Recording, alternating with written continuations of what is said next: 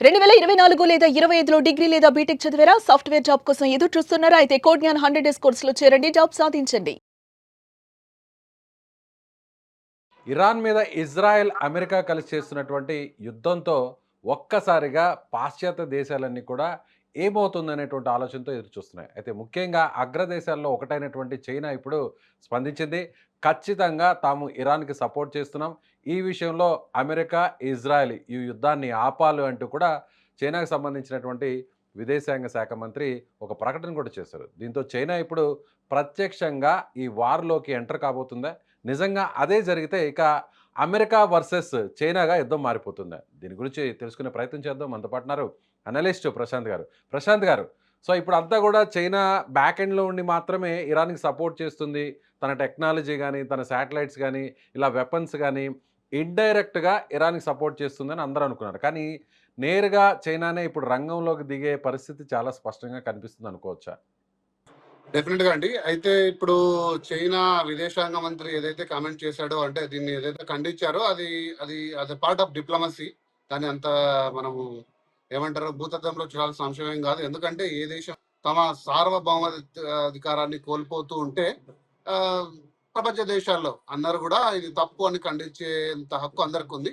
అందులో భాగంగా అది ఒక డిప్లొమాటిక్ కామెంట్ గా నేను చూస్తున్నాను. కానీ చైనా ఇప్పుడు ఇప్పుడు హడావిడిగా వచ్చి యుద్ధంలో భాగమయ్యి లేదా ఇరాన్ కు మద్దతుగా, అంటే డైరెక్ట్ గా మద్దతు ఇచ్చి యుద్ధంలో ఎంటర్ అవుతుందని అనుకోవట్లేదు.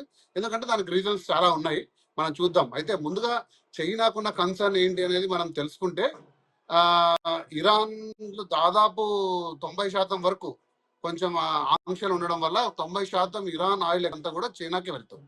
So China is a major dependent on Iran oil అనమాట. సో ఇరాన్ ఏదైనా కూడా ఇబ్బంది పడితే ఖచ్చితంగా దాని చైనా ఎకానమీ మీద ఇబ్బంది పడుతుంది. సో ఆ రకంగా మనం చూసుకోవాలి. అలాగే ఇప్పుడు అమెరికా ఆధిపత్యం అనేది ఒక ఇరాన్ మీద ఈ రోజు కొత్తది కాదు. మనం గత 40-50 సంవత్సరాలుగా చూస్తున్నాము. వెస్ట్ ఏషియా అంటాం కదా మనము, middle eastern Asia, west Asia మీద ఆధిపత్యం అమెరికాది ఎప్పటి నుంచో ఉంది. సో ఒక ఇరాన్ అనే ఒక దేశం ఒకటి వాళ్ళకి లొంగట్లేదు. కానీ దాదాపుగా సౌదీ అరేబియా అయితేనేమి, ఖతార్ అయితేనేమి, యుఏఈ, బహ్రెయిన్, అన్ని దేశాలు కూడా, జోర్డాన్, ఒమాన్, అన్ని దేశాలు కూడా దాదాపుగా అమెరికా చెప్పు చేతుల్లోనే ఉన్నాయి. ఈరోజు మనం చూస్తున్నాం కూడా, ఇరాన్ దాడి చేస్తుంటే ఇజ్రాయెల్ మీద కాకుండా ఈ మిడిల్ ఈస్ట్ కంట్రీస్ లో ఉన్న అమెరికన్ ఎంబసీస్ మీద అమెరికన్స్ దాడి జరుగుతుంది. సో వాటి మధ్య అర్థం చేసుకోవచ్చు మిడిల్ ఈస్ట్ పైన అమెరికాకున్న కంట్రోల్ ఏంటని. సో ఇంత పెద్ద ఆధిపత్యం ఉన్న world the largest oil reserves ఉన్న ఇరాన్ అనేది ఒక ప్రత్యేక దేశం. సో అమెరికా ఎంత ఆధిపత్యాన్ని ఎందుకు కోరుకుంటుంది ప్రపంచ దేశాలన్నిటికీ తెలుసు. ఏదైతే ఇజ్రాయెల్ కి ఇరాన్ కున్న సమస్య ప్రశాంత్ గారు, అమెరికా 90% ఆయిల్ ట్రేడింగ్ అంతా కూడా ఇరాన్ నుంచే చైనా చేస్తుంది అని అంటున్నారు. సో చైనా కూడా ఒకవేళ ఇరాన్కి దెబ్బ తింటే, ఇరాన్కి కానీ బాగా నష్టపోతే, ఆయిల్ ట్రేడింగ్ అంతా కూడా నిలిచిపోతే ఈ వార్ వల్ల, సో పరోక్షంగా కాకపోయినా ప్రత్యక్షంగానే నేరుగా అక్కడ చైనా మీద ఇంపాక్ట్ పడుతుంది. అలాంటి సందర్భంలో చైనా నష్టపోతుంది కాబట్టి ఇక డైరెక్ట్గానే ఇక సీన్లోకి ఎంటర్ అయ్యేటువంటి పరిస్థితి ఎందుకు లేదంటారు? చైనాకి అమెరికాకి డైరెక్ట్ వార్ లేదండి. అంటే అమెరికాకి ఇప్పుడు చైనాకి సడన్ గా సంబంధం ఇది లేదు. పైగా అమెరికా అనేది ఒక పెద్ద మార్కెట్ చైనాకి. చైనా తయారయ్యే వస్తువులన్నీ ఇప్పుడు మనం ఈ మధ్య చూసాం, ఒక సంవత్సరంగా జరుగుతున్న ట్రేడ్ వార్ లో కూడా ప్రధానంగా దానికి ఇంపాక్ట్ అయ్యేది, ప్రధానంగా డిస్కషన్ పాయింట్ వచ్చింది చైనా అండ్ అమెరికా ఉన్న ఆంక్షల గురించి. వాటిని మళ్ళీ అమెరికా ఉపసంహరించుకోవడం చూసాము. సో అంత పెద్ద స్టెప్ వేసి ఎదుగుతున్న అయితే ఏదైతే దాదాపుగా 2030 వరకు ప్రపంచంలో నంబర్ 1 గా ఎదగాలనుకుంటున్న చైనా ఇప్పుడు అంత పెద్ద మొత్తంలో, ఎందుకంటే అమెరికాతో యుద్ధం చేయడం అనేది చిన్న అంశం. అది మీకు తెలుసు, అందరికి కూడా తెలుసు. ఒకసారి చైనా కానీ రష్యా కానీ, ఎందుకంటే ఈ చైనా విదేశాంగ మంత్రి కాల్ చేసింది కూడా రష్యా ఫారెన్ మినిస్టర్ కాల్ చేశారు. వాళ్ళు ప్రెస్ మీట్ లో ఇవ్వలేదు, రష్యా ఫారెన్ మినిస్టర్ కి ఫోన్ చేసి ఈ అంశాన్ని చర్చించడం జరిగింది. సో చెప్పొచ్చేదంటే ఒకవేళ చైనా కానీ రష్యా కానీ ఏదో రూపంలో ఎంటర్ అయితే ఇదొక థర్డ్ వరల్డ్ వార్ గా ప్రపంచ యుద్ధంగా మారే అవకాశాలు ఉన్నాయని చెప్పేసి అందరూ కూడా ఊహించే అంశము. సో మరి అంత పెద్ద యుద్ధం చేయాలంటే వాళ్ళ దగ్గర ఉన్న వనరులు అన్ని కూడా ఒకసారి లెక్కించుకొని చూడాల్సిన అంశం ఉంది. ఇప్పుడు చైనాకు వచ్చిన భద్రత కారణం అయితేనేమి, వాళ్ళ యొక్క ఎమోషనల్ వాళ్ళ ద్వైపాక్షిక సంబంధంలో అయితేనే కూడా ఆచితూచి అడిగేస్తారు, ముందుకు వెళ్ళరనేది అనేది ఖచ్చితంగా నేను అనుకుంటున్నాను. ఎందుకంటే ఒకవేళ చైనా అటువంటి నిర్ణయం తీసుకుంటే ఖచ్చితంగా ఈరోజు చైనా అనేది తైవాన్ని కోల్పోవాల్సి వస్తుంది. ఎందుకంటే చైనాకి చాలా ఏళ్ళుగా తైవాన్‌తో ఉన్న ఒక కాన్‌ఫ్లిక్ట్ అమెరికా ఎప్పుడు కూడా జోక్యం చేసుకోలేదు. ఎందుకంటే చాలా సార్లు అమెరికా తైవాన్‌కి మద్దతు ఇచ్చి చైనాని ఖచ్చితంగా వెనక్కి నెట్టే పరిస్థితులొచ్చాయి. అట్టి పరిస్థితుల్లో కూడా అమెరికా ఎప్పుడు కూడా ముందుకు అడుగేయలేదు. ఎందుకంటే తెలుసు ఇంత పెద్ద యుద్ధం ఇప్పుడు ఇంత చిన్న విషయానికి చెల్లాల్సింది. కాకపోతే మీరన్నారు ఇది నాట్ ఓన్లీ 90% ఆయిల్. ఈరోజు మనం మాట్లాడుకునే టయానికి స్ట్రెయిట్ ఆఫ్ హర్మూజ్ అంటారు. అంటే దాదాపు మెడిటేరియన్ సీలో ఒక పెద్ద రూట్ దాన్ని మొత్తం కూడా బ్లాక్ అయిపోయి దాదాపుగా 20% of the oil world oil మొత్తం కూడా అందులో నుంచే పోతుంది. సో అది మన చైనాకే కాదు మనకు కూడా చాలా పెద్ద ఇంపాక్ట్. అంటే నాట్ ఓన్లీ ఫ్రమ్ ఇరాన్ ఎటువైపు నుంచి మనం ఆయిల్ కొనాలన్నా అందులో నుంచి రవాణా జరగాలి. అది బ్లాక్ కావడము ఇలా కొన్ని పరిస్థితులు ముందుకు వెళ్తూ పోతూ ఉంటే అంతర్జాతీయంగా డెఫినెట్ గా రష్యా కానీ చైనా కానీ కొంచెం గట్టిగా గలం వినిపించి వీలైతే డైరెక్ట్ గా వెపన్ సప్లై చేసి లేదా సైనికులు డిప్లాయ్ చేసే అవకాశం ఉండొచ్చు.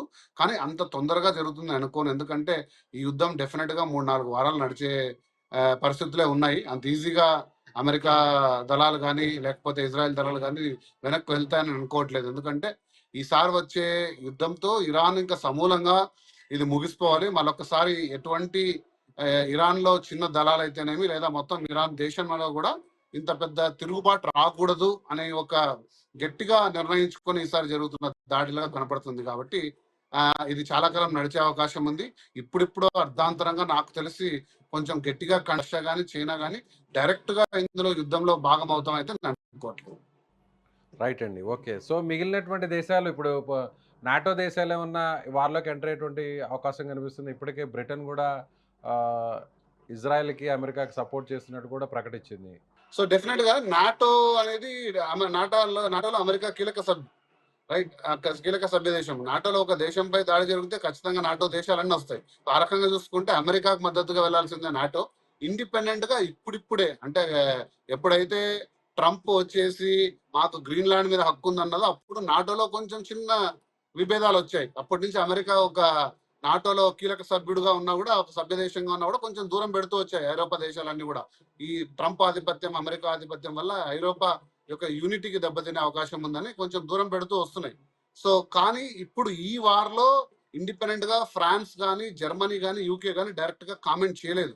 యుద్ధం ముగిసిపోవాలి శాంతి ఉండాలి అనే డిప్లొమాటిక్ స్టేట్మెంట్స్ వచ్చే అవకాశం ఉంది. కానీ ఇతర దేశాలు ఏదైతేనాయో యూరోపియన్ దేశాలు అయితేనేమి మిగతా దేశాలు అన్ని కూడా ఖండించే అవకాశం లేదు.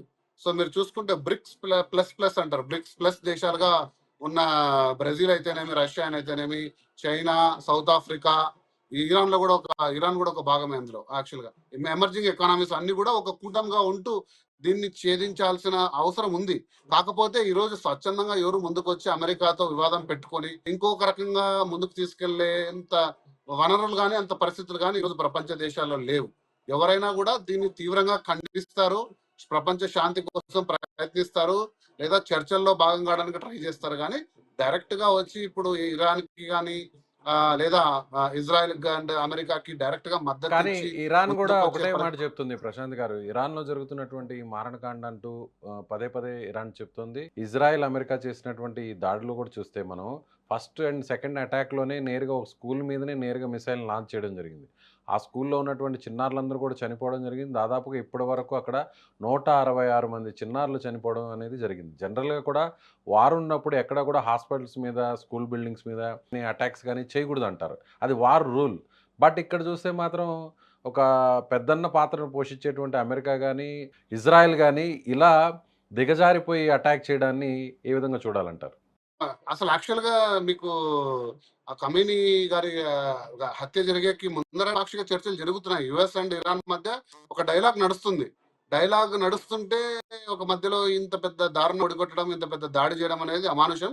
ఇది పక్కాగా ప్లాన్ చేసుకొని ఇరాన్ యొక్క ఆధిపత్యాన్ని సమూలంగా నిర్మించాలని అమెరికా అండ్ ఇజ్రాయెల్ ప్లాన్ చేసుకున్న దాడి ఇది. ఇదేదో అర్ధాంతరంగా సడన్ గా ఒక స్పైక్ వచ్చి లేకపోతే ఒక ఇంపల్స్ చేసింది కాదు. ఈసారి ఎప్పుడైతే ఇరాక్ యొక్క ఆధిపత్యాన్ని సమూలంగా కంప్లీట్ గా బంద్ చేసిందో అమెరికా, అటువంటి ఆఫ్ఘన్ లో కూడా ఎటువంటి చర్యలు తీసుకుందో ఇప్పుడు ఇరాన్ పైన కూడా కంప్లీట్ గా ఈ వెస్ట్ ఏషియాలో ఈ పశ్చిమ ఏషియా మిడిల్ ఈస్ట్ లో కూడా ఇంకా ఏ దేశం కూడా అమెరికాని ఎదిరించడం కానీ లాంటివి జరగకుండా సమూలంగా దీన్ని మొత్తం రూపుమాపాలని చేస్తున్న చర్యగా నాకు కనపడుతుంది. సో ఇరాన్ యొక్క ప్రజలతోటి వాళ్ళ యొక్క బాధలతోటి వాళ్ళు పడుతున్నదంతా డెఫినెట్గా నేను చింతిస్తున్నాను. ప్రశాంత్ గారు ఇప్పుడు ముగింపు ఎలా? అంటే ఇప్పుడు అందరూ కూడా ప్రారంభించింది మీరు, సో ముగింపు పలికేది మేము అంటూ కూడా ఇరాన్ మొదటి నుంచి చెప్తుంది. ఎక్కడ కూడా తగ్గేదే లేదు అని ఇరాన్ చెప్తుంది. మరోవైపు కూడా ఇప్పుడు చూస్తే మనం రష్యా, ఉక్రెయిన్ యుద్ధాన్నే చూస్తే సో కొన్ని వారాల్లోనే ఇది ముగుస్తుంది. So Ukraine లోబరుచుకుంటుంది.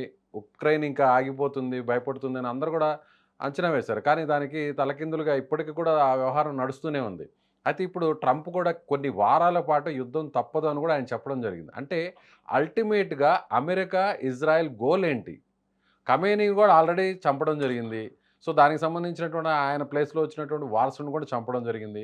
ఇలా ఎప్పటికప్పుడు ఎవరి నాయకత్వాన్నంతా కూడా అక్కడ అలా హతమారుస్తున్నారు. అయితే ఇప్పుడు వాళ్ళ గోల్ ఏంటి అంతిమంగా? డెఫినెట్‌గా 2 ప్రశ్నలు. ఇది ముగింపంటారా? ఇప్పుడు 2022లో మొదలుపెట్టిన యుక్రెయిన్, రష్యా యుద్ధం ఈరోజు కూడా ముగియలేదు. దానికి కారణం మనందరికి తెలుసు. ఎందుకంటే ఉక్రెయిన్‌కి బలంగా ఉన్న ఆర్థిక సపోర్ట్ అమెరికా ద్వారా వస్తున్న ఏదైనా యుద్ధం చేయాలంటే ఫస్ట్ మనకు కావాల్సింది వనరులు. సో అంత వనరులు ఎన్ని ఉన్నాయి? ఎన్ని రోజులు ఉంటాయి? అది ఎన్ని రోజులు అయిపోతాయి? అనే రోజులు ఇరాన్ ఎన్ని రోజులు యుద్ధం చేస్తుందనేదే ఇందులో అంశం. లేదా మనం ఇంతకు ముందు చర్చించుకున్న విధంగా ఇరాన్‌కి ఏ ప్రశాంత్ దేశాల ప్రశాంత్ మద్దతుగా గారు నిలుస్తాయి? ప్రశాంత్ గారు ఉక్రెయిన్‌తో పోలిస్తే ఇరాన్ చాలా బలవంతమైన దేశం. ఎందుకంటే ప్రపంచంలోనే అత్యధిక ఆయిల్ నిక్షేపాలు ఉన్నటువంటి దేశం ఇరాన్. మరి ఇరాన్‌ను కేవలం కొన్ని వారాలతో పాటే ముగిసిపోయే అవకాశం ఉందంటారా? మీరు చెప్తున్నారు, చాలామంది విశ్లేషకులు కూడా అదే చెప్తున్నారు. ట్రంప్ డెఫినెట్‌గా. కూడా అదే చెప్తున్నారు. డెఫినెట్‌గా ఆయిల్ రిజర్వ్స్ ఉన్నాయి. ఆయిల్ ఈరోజు ట్రేడింగ్ చేసుకొని సంపాదించిన డబ్బులున్నాయి. కానీ అది ఎక్కువ కాలం అంటే ఫారెన్ రిజర్వ్స్ అనేది ఎక్కువ కాలం ఉండదు. ఎందుకంటే దాదాపుగా 2 వారాలైనాయి ఆయిల్ కంపెనీస్ బంద్ చేసి. 2, 3 నెలలుగా ఆయిల్ బంద్ చేస్తే ఇరాన్ యొక్క ఎకనామిక్ కంప్లీట్‌గా యాక్టివిటీ దెబ్బతిని ఇరాన్ చాలా ఏమంటారు లాస్‌లోకెళ్ళే అవకాశం ఉంటుంది. బట్ డెఫినెట్‌గా మీరు ఇరాన్ ఎంత బలమైన దేశమైనా కూడా అమెరికా, ఇజ్రాయెల్‌తో కంబైన్డ్‌గా పోటీ పడేంత దేశం కాదు. అమెరికాలో ఉన్న మిలిటరీ వనరులతో పోలిస్తే ప్రపంచంలో ఏ దేశమైనా కూడా చిన్నది. అంటే ఒక చైనా, బహుశా రష్యా దగ్గరికి రావచ్చేమో గానీ అమెరికా మిలిటరీ ఫోర్స్‌తో ఏ దేశం కూడా పోటీ పడలేదు. డెఫినెట్‌గా ఇందులో విజయం సాధించేది అమెరికా, ఇజ్రాయెల్ అనేది అందరికి తెలుసు. కాకపోతే ఇందులో అమెరికా కూడా చాలా నష్టపోతుంది. ఇప్పుడు అమెరికా దేశంలో కూడా చాలా ప్రభుత్వాలైతేనేమి, చాలా రాష్ట్రాల్లో ఎందుకు ఈ యుద్ధం మనకు అవసరమా? అనే ఈ ఆధిపత్యం ఇప్పుడు మనకు అవసరమా ఇప్పటికిప్పుడు కానీ అమెరికా యొక్క స్ట్రాటజిక్ డెసిషన్స్‌లో భాగంగా ఇరాన్ మీద ఆధిపత్యం డెఫినెట్‌గా తరతరాలుగా, అది ఈరోజు కాదు, గత 2, 3 దశాబ్దాలుగా అది పోరాటం చేస్తూనే ఉంది. ఇరాన్ మీద ఎప్పటికైనా రావాలి. ఎందుకంటే ప్రపంచంలో ఆయిల్ నిక్షేపాలు, ఎందుకంటే oil based economy next 100 years కూడా ఆయిల్ బేస్డ్ ఎకానమీ రాబోతుంది. మనం మొన్నే చూసాం, వెనిజులా అధ్యక్షుడిని కూడా ఎంత దారుణంగా కిడ్నాప్ చేసుకొని వెళ్లారు. జస్ట్ బికాస్ అంత ఆయిల్ రిజర్వ్స్ ఉన్నాయనే ఆ దేశం మీద ఆధిపత్యం కోసం. సో అలాగే ఇరాన్ మీద పట్టు సాధించడానికి వాళ్ళకి చెప్పు చేతుల్లో ఉండే ఒక డమ్మీ లీడర్‌ని ఎస్టాబ్లిష్ చేసే వరకు అమెరికా పోరాటం ఖచ్చితంగా చేస్తుంది. ఇజ్రాయెల్‌కి కావాల్సిన ఇజ్రాయెల్‌కి, ఇరాన్‌కి ఉన్న లాంగ్ స్టాండింగ్ ముస్లిం కాన్ఫ్లిక్ట్ ఏదైతే ఉందో వాటి యొక్క రీజన్‌తో ఇజ్రాయెల్ ఫైట్ చేస్తుంది. కానీ డెఫినెట్‌గా ఇదైతే ముగియాలంటే అమెరికా సంపూర్ణ ఆధిపత్యం సాధించినప్పుడే ముగుస్తుంది. లేదా మనం ఇంతకుముందు చర్చించుకున్నట్టుగా ఒక రష్యా గానీ, ఒక చైనా గానీ, లేదా ఇతర దేశాలు కూడా ఇరాన్‌కి మద్దతుగా నిలిచి ఇది ఇంకా పెద్దగా అవుతుందా? లేదు, మళ్ళీ ఏదైనా ద్వైపాక్షిక చర్చలంటూ అమెరికా ముందుకు తీసుకొచ్చి, సరే ఇంత జరిగింది గదా! ఎందుకు నష్టం అనుకోని మళ్ళీ చర్చలు వస్తే ఇరాన్ ఒప్పుకోదని అనుకుంటాను. ఎందుకంటే వాళ్ళు నష్టపోవాల్సింది ఆల్రెడీ నష్టపోయారు. ఇక మిగిలిందేం లేదు. మేము మొత్తం అంతమొందిస్తామని చెప్తున్నారు గదా! సో ఇన్ని కాంబినేషన్‌లో మనం చూసుకుంటే ఈ యుద్ధం ఇప్పట్లో ముగియేది డెఫినిట్‌గా కొన్ని వారాలు పడతాయి. సో ఎవరికి ఎంత ఆర్థిక శక్తి ఉంది అనేది చాలా ఇంపార్టెంట్. సో డెఫినిట్‌గా నేనైతే ఇరాన్ రిటాలియేట్ చేస్తుంది, బాగా ఫైట్ చేస్తుంది. కానీ ఎక్కువ కాలం నిలవలేదు. ఇది ఎందుకంటే అంతర్జాతీయంగా కూడా ఒత్తిడి వస్తుంది. ఎందుకంటే ఆయిల్ అనేది ఇరాన్ నుంచి ఎక్స్‌పోర్ట్ ఆయిల్ మీద చాలా దేశాలు డిపెండ్ అయితున్నాయి. సో వీటన్ని పరిస్థితుల దృష్ట్యా ఇది ఎక్కువ రోజులు నడుస్తుందని అయితే నేను అనుకోవట్లేదు. Right sir. Okay. Thank you. So ఇది అనలిస్ట్ ప్రశాంత్ గారు చెప్తున్నట్టుగా ఖచ్చితంగా అయితే మాత్రం ఈ యుద్ధం కొన్ని వారాల పాటు, అంటే ఒక 4-5 వారాల పాటు ఖచ్చితంగా యుద్ధం కొనసాగేటువంటి అవకాశం ఉంది. అయితే ఇరాన్ ఎంతవరకు పోరాడేటువంటి అవకాశం ఉంది? ఇప్పటికే ప్రధాన నాయకులందరూ కూడా హత్య గావించిన తర్వాత నాయకత్వ మార్పు జరిగేంత వరకు కూడా అమెరికా ఈ యుద్ధాన్ని ఆపే ప్రసక్తే లేదు. ముఖ్యంగా అటు ఇజ్రాయెల్‌కు, అమెరికాకు పూర్తిగా ఇరాన్‌ని లోబరుచుకునేంత వరకు కూడా యుద్ధాన్ని కొనసాగిస్తారని ఆయన చెప్తున్నారు. మీకేమనిపిస్తుంది? నిజంగా కేవలం ఒక 4, 5, 6 వారాల పాటు మాత్రమే యుద్ధం కొనసాగేటువంటి అవకాశం ఉందా? లేదంటే రష్యా, ఉక్రెయిన్ లాగా సంవత్సరాల తరబడిగా ముగింపు లేనటువంటి యుద్ధంగా ఇరాన్ అలాగే ఇజ్రాయెల్, అమెరికా యుద్ధం మారేటువంటి అవకాశం ఉందా? మీ అభిప్రాయాన్ని కామెంట్ చేయండి.